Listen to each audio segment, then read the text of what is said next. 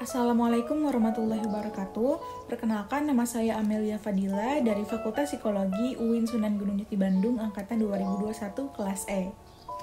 Pada video kali ini, saya akan memaparkan bagaimana dari definisi, fungsi, karakteristik, dan bagaimana cara uji Neymar menggunakan SPSS, serta ada contoh kasusnya dan penyelesaiannya. Nah, apa sih itu uji Neymar dan bagaimana fungsinya, karakteristik, dan lain-lain, serta cara pengerjaannya di SPSS? Simak penjelasan berikut ya. Nah, di pertemuan statistika inferensial ini, khususnya di video ini, saya akan menjelaskan bagaimana McNemar test, mulai dari definisinya dulu ya. Sebetulnya apa sih yang dimaksud dengan McNemar ini? McNemar merupakan salah satu metode pengujian hipotesis yang digunakan ketika terdapat dua sampel yang saling berpasangan atau dependen. Salah satu contoh yang paling umum adalah situasi sebelum dan sesudah perlakuan treatment. Salah satu contohnya yang paling umum adalah situasi sebelum dan sesudah perlakuan treatment. Lalu untuk fungsinya sendiri, yang pertama adalah dapat digunakan untuk rancangan pretest dan posttest, di mana setiap individu digunakan sebagai pengontrol dirinya sendiri. Yang kedua, bisa menaksir perubahan sebelum dan sesudah atau pada pengukuran berulang untuk mengetahui ada atau tidaknya perubahan terhadap data yang diuji. Yang ketiga, dapat digunakan untuk menguji keefektifan suatu perlakuan tertentu terhadap satu sampel. Nah, untuk selanjutnya adalah karakteristik dan syarat. Yang pertama, sampelnya merupakan sampel berpasangan, misalnya ada sebelum yang dan sesudah. Dan kedua, skala ukurnya harus berupa nominal. Yang ketiga, data frekuensi disusun dalam tabel kontingensi berukuran 2x2. Dan yang menjadi perhatian dari tabel hanyalah sel-sel yang berubah, misalnya A dan sel D. Ini sangat fleksibel ya, tergantung kita menamainya A, B, C, D-nya di mana. Yang intinya adalah jika suatu perlakuan sebelumnya adalah positif, maka yang menjadi perhatiannya adalah setelahnya berperlakuan negatif. Dan begitu juga sebaliknya, kalau sebelumnya negatif, bisa juga perlakuan setelahnya adalah positif. Nah, lalu selanjutnya asumsi uji dan hipotesis uji. Asumsi uji McNemar ini yang pertama terdapat dua sampel yang dependen atau berpasangan ya, atau yang memiliki karakteristik mirip. Yang kedua, sampelnya itu bersifat acak. Lalu yang ketiga, skala data yang digunakan adalah nominal atau ordinal. Lalu hipotesis uji McNemar ini sama, ada dua. Yang pertama ada H0 dan yang kedua ada H1. Nah, bisa dilihat di pojok kiri bawah itu adalah rumusan. Nanti akan digunakan secara manual pada uji McNemar ini. Apa sih gitu ya? Lambang A dan D itu maksudnya lambang A dan D itu adalah seperti slide yang sebelumnya. A dan D itu adalah perlakuan yang berbeda gitu. Ditemukannya perlakuan yang berbeda sebelum dan sesudahnya. Misalnya tadi sebelumnya tuh tidak dan sesudahnya itu iya. Misalkan yang sebelumnya itu iya dan sesudahnya tidak. Semisalnya seperti itu ya. Nah, next. Contoh soalnya nih, langsung saja ya ke implementasinya. Di sini ada satu soal, yaitu suatu perusahaan ingin mengetahui pengaruh sponsor yang diberikan dalam suatu pertandingan olahraga terhadap nilai penjualan barangnya. Dalam penelitian ini digunakan sampel yang diambil secara acak yang berjumlah anggotanya 200. Ujilah apakah jumlah penjualan sebelum dan sesudahnya ada sponsor yang ada sesudah adanya sponsor itu berbeda.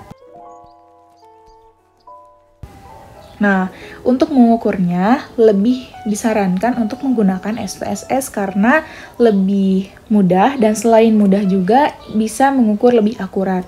Nah, bagaimana ya caranya? Simak penjelasan berikut yuk. Nah, di sini langsung saja ke variable view. Perilaku 1. Perilaku 1, yang keduanya itu perilaku 2. Lalu yang ketiga itu ada frekuensi. Nah, untuk di sini labelnya itu perilaku 1 sebelum. Lalu yang kedua itu adalah perilaku sesudah. Maksudnya sebelum diberikan sponsor, dan perilaku kedua itu adalah perilaku sesudah diberikan sponsor. Nah, untuk measure-nya itu di sini nominal, ini juga nominal, dan yang frekuensi scale. Untuk value sendiri kita buat.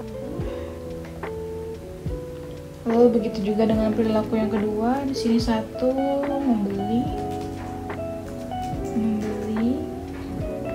Yang kedua tidak membeli.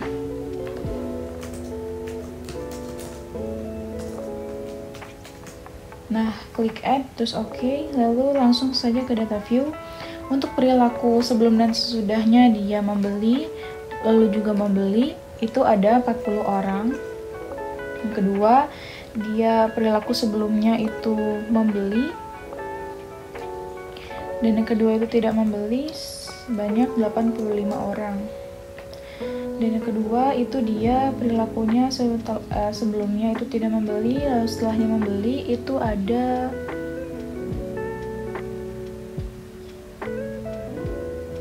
10 orang. Lalu yang sebelumnya tidak membeli dan setelahnya tidak membeli ada 65 orang. Nah, di sini langsung saja ke data, lalu ke weight cases, klik dulu weight cases by frekuensi, lalu masukkan ke frekuensi variabel, lalu klik OK. Nah, di sini sudah ada ya weight by frekuensi, pilih analyze, terus juga non parametric test, legacy dialogues, terus juga ini related samples 2. Nah, di sini kita masukkan perilaku sebelum dan perilaku sesudah, lalu klik make name, lalu di OK. Nah, di sini sudah ada, sama dengan tabel kontingensi yang tadi sudah dibuat di PPT. Lalu ini juga ada nih, ada C-square-nya, ada N-nya, ada sum sign-nya. Nah, kita bahas di slide selanjutnya.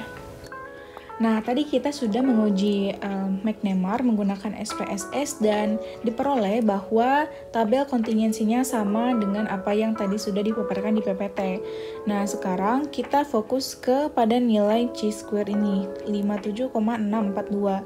Dan di sini DF senilai 3,84. DF itu apa? DF itu adalah derajat kebebasan. Nah, dikarenakan 57,642 itu lebih besar daripada 3,84, maka diperolehlah H0 ditolak gitu. Yang dapat diartikan bahwa H1, bahwa terdapat hubungan yang signifikan atau terdapat perbedaan signifikan nilai penjualan setelah dan sebelum adanya sponsor. Nah, ini dia. Mungkin cukup sekian untuk video uji Neymar ini. Semoga dapat membantu dari pemaparan yang sudah saya jelaskan tadi. Lebih dan kurangnya mohon dimaafkan. Cukup sekian. Saya Amelia Fadila. Wassalamualaikum warahmatullahi wabarakatuh.